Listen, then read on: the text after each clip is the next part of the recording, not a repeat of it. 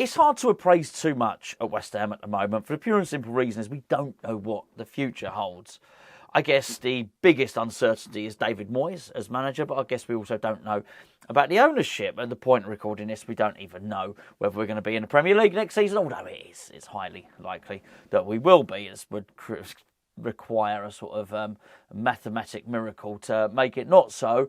I also think we don't know if we're playing in Europe yet or anything like that. So there's a level of uncertainty.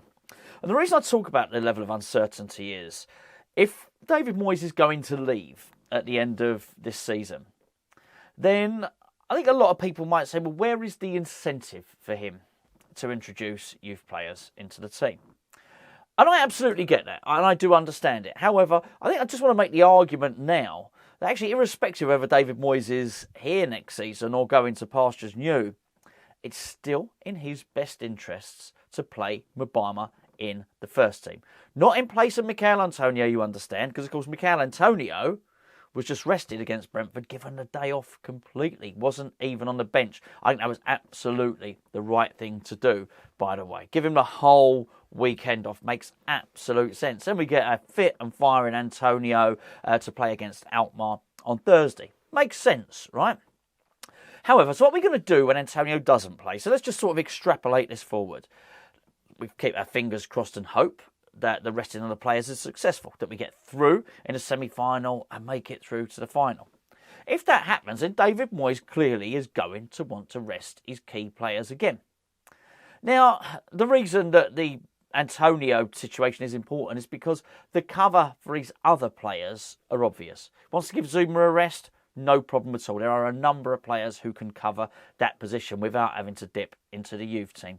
Wants to rest Declan Rice? No problem. He's got Flynn Downs there. We know that Manuel Lanzini can play in central midfield. I mean, I know he doesn't really play him there, but at a push, Fornals could play in central midfield.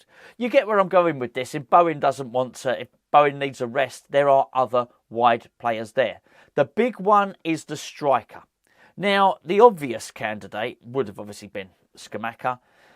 Then we went and bought Danny Ings in the summer, and in the winter window, and it's just not worked out. It's just not suited to West Ham's style for reasons that I will not labour again in this video, but it is quite obvious. So what's David Moyes going to do? Because it's not just about giving Antonio a rest, is it? What happens if in one of those games we need a goal? What happens if Antonio gets a knock? Because the system falls apart without him. No Antonio, no David Moyes system. And this is the system, let's be fair, that's got us to where we are in Europe. This is the system that's seen a bit of a turnaround since the turn of the year when our form ain't been too bad. We're not one of the 3 worst teams in the Premier League since Christmas, and that's why we're not down there anymore. But the moment Antonio's not there, the system falls down. So it's the perfect opportunity for Mubama to be involved. And I feel a bit bad for Danny Ings, I do. But just cast your mind back quickly to that Brentford game. He started Ings up top, and it was terrible. We were crap in the first half. I think we might have had 2 shots. It was quite interesting to watch it, actually, because it only classed 1 shot. But I definitely remember Emerson dribbling through and having a shot. Might have not been the best shot in the world, but he definitely did. But by and large, it didn't work for Danny Ings. He played that sort of sacrificial lamb role up front, and then sometimes him and Cornet would swap positions. There were times during that Brentford game when Danny Ings would be on the left wing. Didn't work. None of it worked.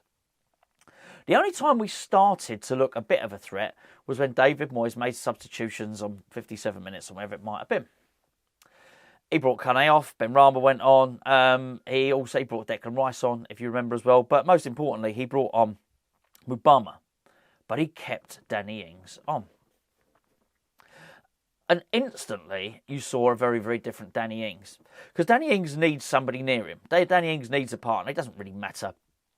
Well, I say it doesn't matter. It probably does matter what formation it's in. But he just needs somebody close to him. And he's somebody with a bit of physical strength, somebody with a bit of pace. Basically, somebody who has the attributes that he doesn't. Now, I don't want to overly credit Mubama with Danny Ings' disallowed goal. All right, it was a handball and whatever and all the rest of it. I thought it was a bit of a harsh one, really. But the point is, Mubama's occupying centre-backs at that point. Whatever happens, the ball ricochets, and ball goes to Lanzini. Lanzini picks out Danny Ings, who's stood in space, finds space. A lot easier to find space when basically all the defenders aren't marking you. I'm not even necessarily suggesting that Mubama needs to play with Danny Ings. But I do think Mubama needs to play. I really do. And I do feel bad about Ings. But at the end of the day, you know, sort of feeling bad only goes so far. You still have to do what's best for the club, right? I feel bad because I feel that Danny Ings has chosen the wrong club. I think he made a bad move. I think for both of us, I think he signed for the wrong club and we signed the wrong player. Doesn't mean he's a bad player. I think he's shown he will score goals in a completely different system, just not our one at all. So I think if David Moyes has got two choices if Antonio's not playing, he either plays two up top, which I don't think he really wants to do, or he plays one up top. If he plays one up top, it has got to be Mubama. I'm very impressed when he came on, actually. Do you remember Ben Johnson's shot in that game against Brentford? Again, it was good awareness. He shielded the ball, he took the ball, Mubama, and he laid it off. I don't mean like a little lay-off, little pass like that. It was a good sort of 10-yard pass. You know, nice purchase on the pass, nice direction on it. Lined up and basically encouraged Johnson to shoot. Wasn't the only good pass he made either. I think he made a bit of a nuisance of himself, actually. There was one little bit when the game initially started, and he was shoulder to shoulder with Rico Henry. And Rico Henry, who's not the biggest guy in the world, Mubama is certainly stronger than him. But Henry muscled him. Bang, knocks him off the ball.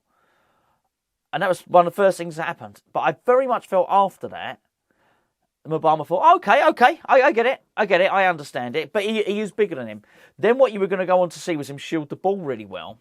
And actually on two occasions, if you were to go back and watch that game, you'll see Mubama winning flick-on headers, contesting it with the defender and actually winning the ball and flicking it on. Neither flick-on header was particularly brilliant. Actually, I think one of them wasn't brilliant from Mubama. I think the other one, Ings just didn't read. He didn't expect it to happen. And that's obviously all part of a partnership. I'm not suggesting that we build a partnership and they strike up this wonderful understanding. That's not what I'm saying. I'm talking about what's best for West Ham. Because from what I saw, he just had a little bit more about him in terms of pulling out wide, stretching the defence. Ings just ain't quick. Ings just ain't physical. And that's what the team needs.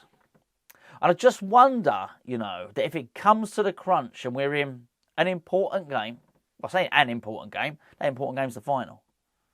We're in the final. I bloody well hope this. I hope we get in the final. I bloody well hope this doesn't happen. But Antonio gets a knock. And what we don't want to do is change the whole team around.